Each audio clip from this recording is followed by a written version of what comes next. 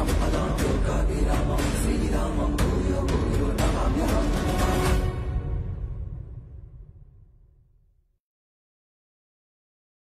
সকলকে আমার আন্তরিক শুভেচ্ছা, অভিনন্দন, ভালোবাসা রইল। সকলে নিশ্চয়ই খুব ভালো আছেন। দেখুন, আমাদের গ্রহগত যে কনজাংশন, আমি বারবার বলি যে কনজাংশনটা, দুটো গ্রহের কনজাংশনটা হয় 7 ডিগ্রি প্লাস মাইনাস। এই 7 ডিগ্রি প্লাস মাইনাসে কোনো দুটো গ্রহ যদি এক জায়গায় গিয়ে অবস্থান করে, তাহলে সেই কনজাংশনে বিভিন্ন ধরনের যোগ তৈরি হয়। যে যোগ আপনার ক্ষেত্রে শুভত্ব দিতে পারে, সে যোগ আবার আপনার ক্ষেত্রে অশুভত্বও দিতে পারে। সেই জন্য আমি বিগত দিনে বহুবার আলোচনা করেছি যে এক একটা যোগ এক এক ধরনের হয়, এবং সেই যোগের শুভত্বও আছে, সেই যোগের অশুভত্বও আছে। শুভত্বটা আমরা খুব কম সময়ের জন্য অনুভব করি, কিন্তু অশুভত্ব, কঠিন যে সময়, সেই সময়টা আমরা অনেক সময়, অনেকক্ষণ ধরে, অনেকটা টাইম ধরে সেটা অনুভব করে থাকি। সেই জন্য দেখবেন যে আনন্দটা ক্ষণিকের হয়, কিন্তু দুঃখ, কষ্টটা অনেকক্ষণ ধরে থেকে যায়। তাহলে এই জিনিসগুলো আপনার ক্ষেত্রে হতে পারে কি হবে না, সেটা ডিপেন্ড করবে আপনার জন্মছকের ওই 27টা নক্ষত্র, 12টা রাশি, 9টা গ্রহের সমন্বয়। কারণ আপনার ক্ষেত্রে শত্রু পীড়িত হয়ে আছে। শত্রু আপনাকে বারংবার নিঃশেষ করে দিতে চাইছে, আপনাকে শেষ করে দিতে চাইছে, আপনার পিছনে লেগে গেছে। আপনাকে কিভাবে ক্ষতি করবে শত্রু, সেটা পড়ে রয়েছে আপনার সঙ্গে। আপনার হয়তো সেই শত্রু গুপ্ত হতে পারে, সে শত্রু প্রকাশ্যে হতে পারে। তা আপনি কি করবেন? অনেক সময় জ্ঞাতি শত্রু আপনাকে সর্বশান্ত করে দিতে পারে। তাহলে সেই জায়গাগুলো যদি থাকে, তাহলে তার সঠিক প্রতিকার প্রতিবিধান থাকে। এবং এই যে শত্রু বললাম, এই যে অশুভ যোগ বললাম, আপনার জন্মছকে এগুলো থাকলে পারে সেই জায়গাগুলো বারংবার সেখানে আপনি পা ফেলবেন। সেই জায়গায় সেই সকল মানুষের সঙ্গে আপনার যোগাযোগ করিয়ে দেবে, এবং সেখানে শত্রু তৈরি হয়ে যাবে। হয়তো অনেক ক্ষেত্রে দেখবেন মানুষ খুব সহজে আপনার সঙ্গে মিশে যাচ্ছে, কিন্তু কিছুদিন পরে গিয়ে সে আপনার সঙ্গে শত্রুতা করে আপনার বড় রকমের বদনাম দিয়ে চলে যাচ্ছে। তাহলে এই যোগগুলো আপনার মধ্যে রয়েছে, এই নেগেটিভ ভাইব্রেশনগুলো আপনার মধ্যে রয়েছে, যেটা সহজেই আপনার থেকে, অন্যের থেকে গ্যাস করে নিচ্ছে। তাহলে এই জায়গাগুলো তার প্রতিকার প্রতিবিধান রয়েছে। আবার কখনো কখনো দেখো, আপনাকে সহজ সরল পেয়ে আপনার প্রতি তার একটা মোহ তৈরি হয়ে গেছে, এবং সেক্ষেত্রে যেভাবেই হোক আপনাকে বা আপনার অর্থকে ছিনিয়ে নেওয়ার জন্য সে বিভিন্ন ধরনের কর্ম করে আপনাকে নাজেহাল করিয়ে দিচ্ছে। তাহলে এটাও কিন্তু তার কানেকশন রাখে, এবং সেটা বারবার বলি, সেটা কালা জাদু হতে পারে, এবং সেটা বিভিন্ন ধরনের তন্ত্র ক্রিয়াও হতে পারে। সেক্ষেত্রে নিজেকে সতর্ক থাকবেন। আর আপনার গ্রহগত কানেকশন যদি এই ধরনের সমস্যা থাকে, তাহলে তার প্রতিকার প্রতিবিধান রয়েছে। কারণ আপনার ক্ষেত্রে এই কালা জাদুর প্রয়োগ, আপনার ক্ষেত্রে এই বিভিন্ন ধরনের তন্ত্র প্রয়োগ, প্রথম যে সিমটমগুলো আপনি লক্ষ্য করবেন, সেই লক্ষণীয় সেই সিমটমগুলো আপনার হেয়ার ফল, আপনার স্কিনের প্রবলেম, আপনার মেন্টাল ডিস্টার্ব, আপনার আর্থিক জায়গায় সমস্যা, আপনার কর্মক্ষেত্র নিয়ে সমস্যা, এগুলো কিন্তু একের সঙ্গে আর একটা কিন্তু যুক্ত থাকবে, এবং সেটা এক এক করে হতে থাকবে। সেই জন্য এই ধরনের সিমটম আপনি যখনই পাবেন, তার সঠিক বিচার বিশ্লেষণ করে তার প্রতিকার প্রতিবিধান করার চেষ্টা করবেন। আমি বারবার বলি, প্রতিকার প্রতিবিধান আর সঠিক গাইডলাইন। শুধু প্রতিকার প্রতিবিধান নিয়েছেন, আপনি ধারণ করে আছেন, আর আপনি আপনার মতো করে চলছেন, তাতে আপনার সমস্যার সমাধান হবে না। তার সঠিক গাইডলাইন রয়েছে। আপনার কোন সময় কোন কাজটা করলে আপনার জন্য ভালো হবে, সেটা আপনার যিনি গাইড করছেন তিনিই বলবেন। যাই হোক, তাহলে এই ধরনের সমস্যার আমি বারবার বলি প্রতিকার প্রতিবিধান আছে, সমস্যার সমাধান আছে। সমস্যা আছে বলে আপনি মানসিক চাপে, ডিপ্রেশনে আপনার আর কিছু হবে না, এরকম ভাব বা এরকম মনের মধ্যে নিয়ে আপনি দিনের পর দিন একা হয়ে যাবেন না। আমি আবার বলছি, প্রতিকার প্রতিবিধান রয়েছে। যেমন আজকের আলোচনা করব শাপিত দোষ। এই শাপিত দোষ আপনার জীবনকে বিষময় করে তুলতে পারে। আপনার জীবনের সমস্ত আশা আকাঙ্ক্ষা, আপনার স্বপ্ন সবটাই শেষ করে দিতে পারে শাপিত দোষ। কারণ আপনি হয়তো ছোটবেলায় আপনার যে ড্রিম ছিল সেই ড্রিম পরিপূর্ণতা আনতে দেবে না এই শাপিত দোষ থাকলে, যেটা একটা জেনেটিক প্রবলেম। আপনার ক্ষেত্রে দেখে নেবেন, যদি থাকে তার প্রতিকার, প্রতিবিধান, গাইডলাইন রয়েছে। শাপিত দোষ কিভাবে তৈরি হয়? শাপিত দোষ বলছে রাহু এবং কেতু যদি একইভাবে ওই 7 ডিগ্রির মধ্যে যদি অবস্থান করে যায়, তাহলে সেই সকল জাতক জাতিকার শাপিত দোষ তৈরি হয়। এবং এটা যদি রাহু বা শনির তুম্বস্থ স্থানে এই শাপিত দোষটা যদি তৈরি হয়, তাহলে সেটাকে বলা হয় চন্দ্রমণি যোগ। শাপিত দোষ আর চন্দ্রমণি যোগ দুটো বিপরীতমুখী। যোগটা একই, কানেকশনটা একই, কিন্তু স্থানগত জায়গার পরিবর্তন রয়েছে। ভাবগত স্থান, নক্ষত্রগত জায়গা পরিবর্তন থাকার জন্য বলা হচ্ছে চন্দ্রমণি যোগ যদি থাকে, তাহলে একটা জাতক জাতিকা যে পরিবারে জন্ম করুক না, গ্রহণ করুক না কেন, সে হয়তো খুব কষ্ট করে জীবনে বড় হয়েছে, কিন্তু সে জীবনে হিরো হয়ে যাবে। তার প্রচুর অর্থ সম্পত্তি এবং বিভিন্ন জায়গায় তার বহু মানুষের সঙ্গে পরিচয় হবে এবং সে জীবনে সুপ্রতিষ্ঠিত হয়ে যাবে। সেই জন্য বলা হচ্ছে জিরোর থেকে হিরোতে পৌঁছে যাবে এই চন্দ্রবন্যী যোগ যদি থাকে। কারণ আপনারা হয়তো জানবেন যে শনি রাহু স্থাপিত দোষ মানে তার কিছু হবে না, তা না। অর্থাৎ এটার পজিটিভ জায়গাও আছে, নেগেটিভ জায়গাও আছে। আমি দুটো নিয়েই আজকের আলোচনা করছি। আর এই শাপিত দোষ অর্থাৎ চন্দ্রমণি কানেকশন যদি থাকে, তাহলে সেই জাতক জাতিকার জীবনে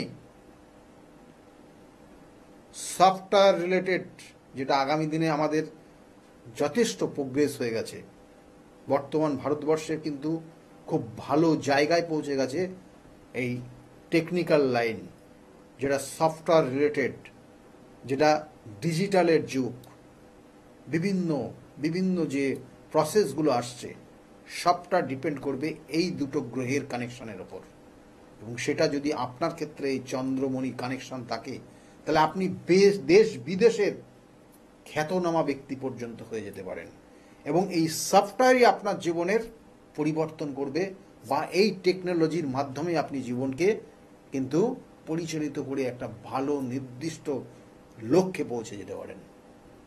আর এই দোষটা বা এই যোগটা যদি আপনার দোষে রূপান্তরিত হয়, শাপিত দোষে যদি রূপান্তরিত হয়, সেটা ওই গ্রহগত কানেকশন, ভাবগত কানেকশনের ওপর ডিপেন্ড করবে। যদি হয়, তাহলে জানবেন যে আপনার জীবনে বারংবার প্রত্যেকটা কাজে বাধা তৈরি হচ্ছে। বহু মানুষ, বহু ক্ষেত্রে এগুলো দেখা যায়।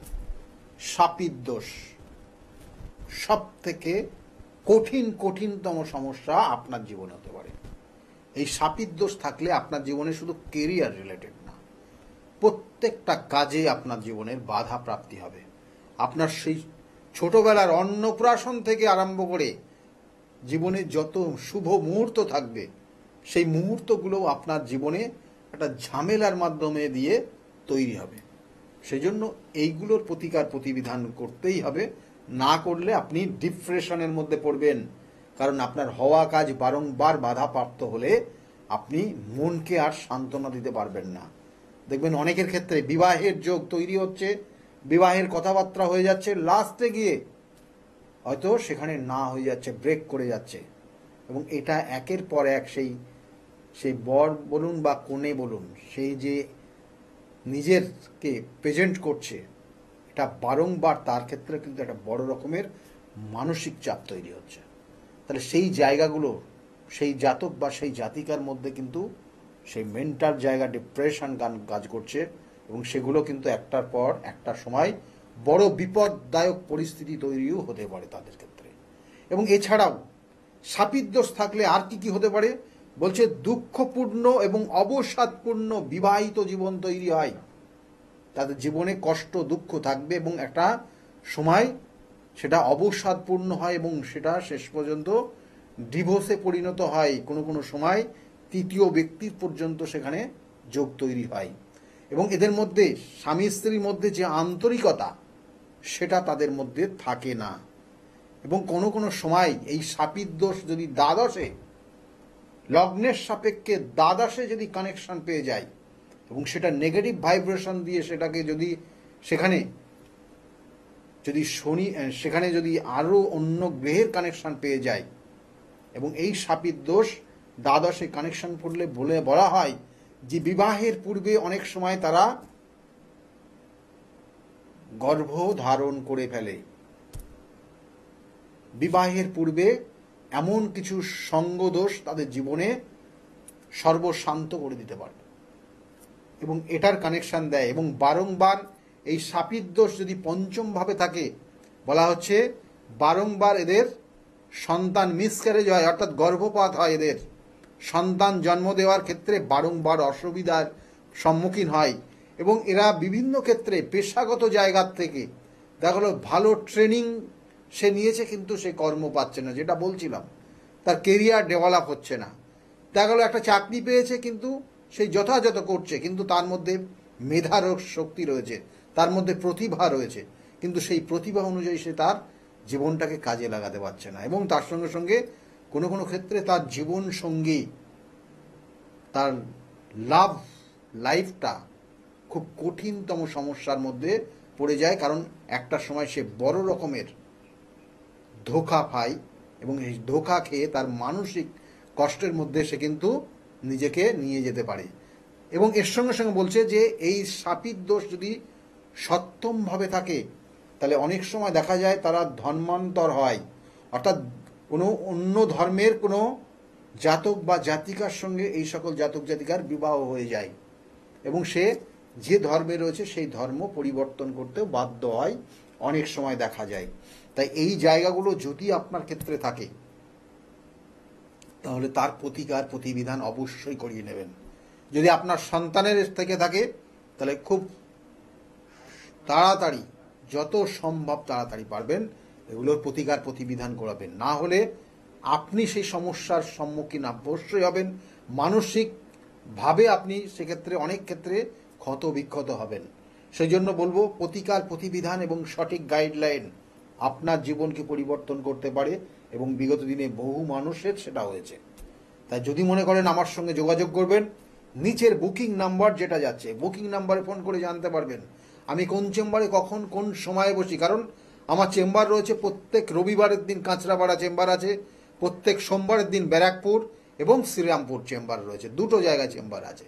প্রত্যেক মঙ্গলবার কালীঘাট চেম্বার রয়েছে, প্রত্যেক বুধবার, অর্থাৎ বুধবারে কিন্তু মাঝে মধ্যে গ্যাপ থাকে কারণ বিভিন্ন জায়গায় বাইরে যেতে হয়, সেই জন্য বুধবার সাধারণত আপনারা হাওড়া ময়দানে পাবেন বিকালবেলা, আর তার সঙ্গে কিন্তু বুধবার করে কখনো মেচেদাতেও পাবেন। বৃহস্পতিবার কৃষ্ণনগরের চেম্বার, শুক্রবার হাতিবাগানের চেম্বার রয়েছে, শনিবার করে কখনো বর্ধমান, কখনো বহরমপুর, কখনো তারাপীঠের চেম্বার রয়েছে।